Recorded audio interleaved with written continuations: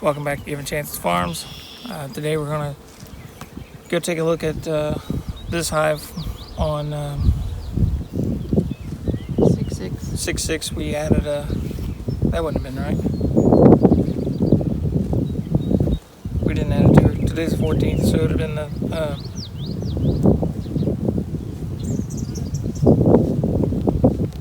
what day was that?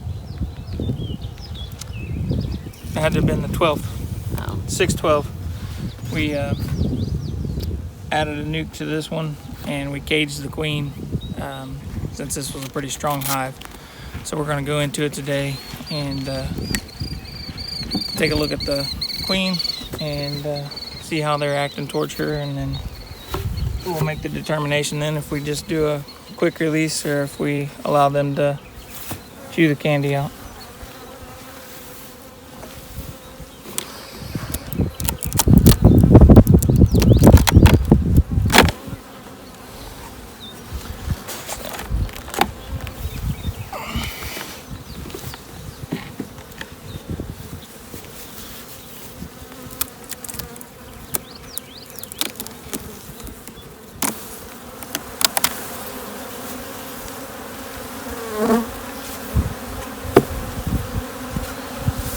Alright,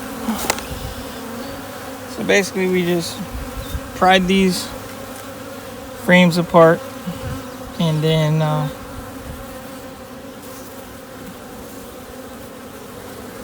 wedged the queen cage down in there. Where's the second hive? Right here. Okay. So basically right now the queen is caged, but we also put a piece of duct tape over the candy hen. That way they couldn't attempt to release her before we want her out of here. So, because this was already an established hive, and to the point where they already had a super on even, we wanted to make sure that the queen was still doing good. She's in there, she has attendants in there with her, and they're not appearing that they're trying to hurt her. So we're just going to go ahead and do a quick release on this one. So basically the two options that we have learned is either to pull this duct tape, and there's candy inside this plastic cork that once you have that exposed, the bees on the outside can start eating their way towards the queen, and the queen and the attendants on the inside will actually start eating that candy as well, and then she will release into the hive. Not a good time for your nose to itch. But today we're going to just do what we call a quick release, and we're going to actually pull this cork and let her walk right into the hive. She was from a smaller nuke that it was from a queen that we grafted. We had her into a pro nuke, so we had a feeder and 4 frames in there. One frame ended up not being anything, so we left it out of the box. But these 3 frames right here, all 3 came out of the nuke with her, and there was capped brood, nurse bees, all the way through foragers that we put in this box. As you can tell, they're still here, and everybody seems to be getting along, so we're going to go ahead and let her out. She is the bigger one there out of the, looks like there's 2 bees in there. So, and she's antsy right now. She does want out. So there we go. There she is. There she goes. She's down now, right? Yep, she went down. Okay. So now that she's out of there, we can shake the attendant out.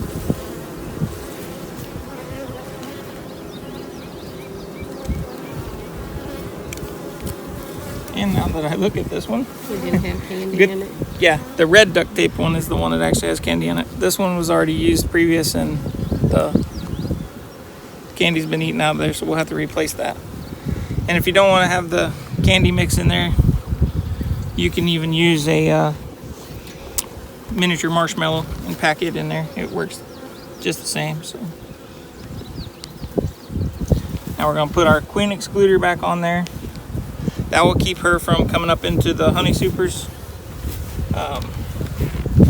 And that's a kind of a, each beekeeper kind of has their own opinion about queen excluders. Some of the older beekeepers will also call them honey excluders. They think by putting those on there, the bees don't like to go through it, so then it limits how much honey you get. Like I said, this will be our second year for honey, so we're going to find out whether it limits us. I would say by looking around the yard, that one's got 3 supers on it, this one's got 3 supers on it, that one's got 4 on it, that one's got 3 on it, so I don't think it's really limiting us, and if it is, it's probably not enough that I'm going to notice anyway. It looks like we're going to have quite a bit of honey this year, and hopefully in the future we'll have even more. So we plan on growing our numbers. We started with 2 packages last year, and with this queen in here, and then we've got another video we're going to do of another one that we fixed with a nuke. I think our number count was at 28 colonies, so a big jump from last year when we just started with 2. So and last year, being our first year, they usually say that you don't get any honey off of your hives, and we actually were able to turn those 2 colonies into 4 and still produced 25 pounds of honey off of each colony. So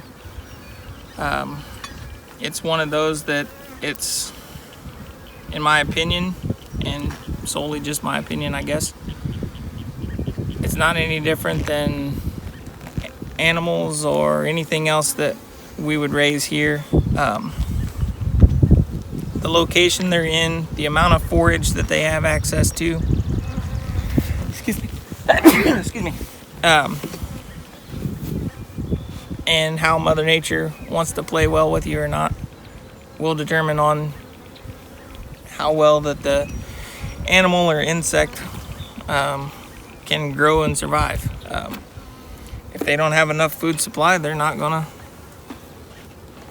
be able to function and grow, and they're not gonna produce excess honey, because these boxes that we pull off of here, all we pull off is their excess honey. They still have to have honey to make it through the winter to survive on. So we don't pull anything out of these bottom 2 boxes, and we make sure that we pull these top ones early enough that they have time to put quite a bit of it into the bottom 2 boxes to make them last over the winter. We shoot for that 100-pound mark, 80 to 100 pounds that we want them to have in those bottom 2 boxes to be able to make it through winter. And then to help them, we add feeder shims and sugar boards on top to help them last through the winter as well. So hope you enjoyed the video, and don't forget to like, subscribe, share it with all your friends on social media, and we'll see you on the next video.